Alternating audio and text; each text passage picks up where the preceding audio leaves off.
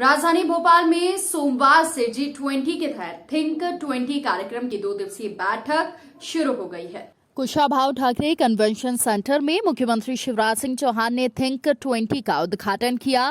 कार्यक्रम में 22 देशों से आए 94 मेहमानों समेत कुल 300 सदस्य हिस्सा ले रहे हैं। मुख्यमंत्री शिवराज सिंह चौहान ने मेहमानों से कहा कि केवल मीटिंग में मत रहना, घूमना फिरना भी भोपाल और आसपास ट्राइबल म्यूजियम, सांची और भीमबेटका घूमे। समय हो तो उज्जैन में महाकाल लोक और ओंकारेश्वर भी जाए। मध्य प्रदेश में 11 टाइगर सेंचुरी है। मध्य प्रदेश की वाइल्ड लाइफ देखकर जाइए।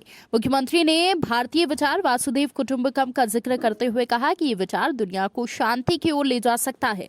उन्होंने आह्वान करते हुए कहा कि G20 ही क्यों, सारे देश एक साथ आए, ऐसा फोरम बने जिस पर दुनिया के सारे देश एक साथ खड़े हों। नीति आयोग के वाइस चेयरमैन श्री सुमन बैरी जी भी हैं, सचिन जी हैं। आज मध्य प्रदेश का मैं सौभाग्य मानता हूं कि मध्य प्रदेश की राजधानी भोपाल इंटेलेक्चुअल कैपिटल के रूप में उभरी है और दुनिया के कई विद्वान G20 के अंतर्गत T20 की जो बैठक हो रही है थिंक टैंक की, उसमें आज मध्य प्रदेश की राजधानी भोपाल पधारे हुए हैं।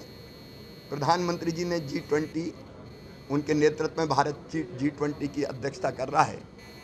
जो मंत्र दिया है, एक पृथ्वी, एक परिवार और एक भविष्य, उस पर चिंतन और विचार चल रहा है।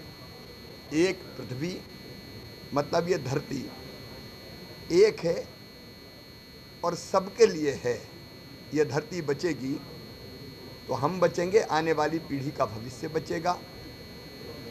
एक परिवार मतलब धरती पर रहने वाले मनुष्य मात्र और उसके साथ साथ प्राणी हो, चाहे पेड़ पौधे हो, वे इसी परिवार के अंग है, तो सबकी चिंता करनी पड़ेगी। और एक भविष्य, जब ये पृथ्वी सुरक्षित बचेगी, ग्लोबल वार्मिंग, क्लाइमेट चेंज, अंधाधुंध जो शोषण हो रहा है प्रकृति का, उसके कारण जो खतरे आ रहे हैं, उन खतरों से इस धरती को हम बचाएंगे तो सबका भविष्य। और भविष्य में भी मैं एक बात और कहता हूँ कि कोई ज़्यादा निकाल रहा है खनिज या संसाधनों का ज़्यादा दोहन कर रहा है, कोई पीछे रह गया। जब हम एक हैं तो सबका भविष्य एक जैसा होना चाहिए, बुनियादी सुविधाएं सबको मिलना चाहिए। प्रधानमंत्री जी का ये सोच है और अब प्रकृति के साथ प्रगति, इस दिशा में हमको जाना पड़ेगा। मुझे पूरा विश्वास है कि T20, जिसको भोपाल डिक्लेरेशन के रूप में यहाँ से जो अमृत निकलेगा वो G20 के पास जाएगा, इस दिशा में बहुत महत्वपूर्ण भूमिका निभाएगा।